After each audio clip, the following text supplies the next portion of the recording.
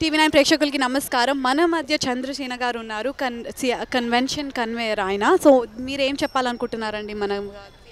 ఇది మొట్టమొదటిసారిగా జరుగుతుందండి ఇండియా పరేడ్ అనేది.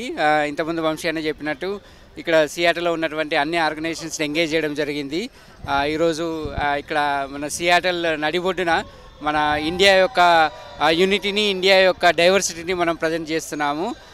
So it's a great event for us. Thank you. ఇంకా ఏమైనా టీవీ9 ప్రేక్షకులకి ఏమైనా చెప్పాలనుకుంటున్నారు? ఎంత కృషి వెళ్ళింది దీని గురించి? ఇక్కడ మనకి విద్యాధర్ గోర్పడే ఉన్నారు, శ్రీధర్ ఉన్నారు. These guys did a amazing job. These guys ran it, so I'll let them talk about what went behind the scenes. We have Vidyadhar among us, who is one of the organizers regarding this parade. So please tell us a little bit about what took behind to make this successful. Sure. My name is Vidyadhar Gurpade and I'm one of the co-founder of Indian Community Center along with Vamshi Garu Reddy and Chandrasena. And our mission has been to bring all the local organizations of Indian origin here together. And here you can see, for the first time in the history of Seattle, we are having a India Day parade. On a long weekend, on a gloomy day, 8 a.m., you can see the number of families that have showed up. It's just amazing. 20 different organizations representing 20 different places are here. So looking forward to the event and really excited for this. Sridhar garu cheppandi, so ee parade venakala enta krushi vellindi and mee paatra endulo?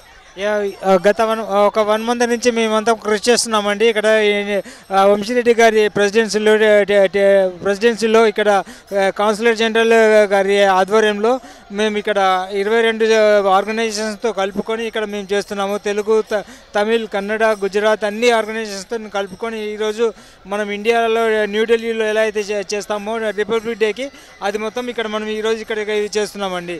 Thank you very much.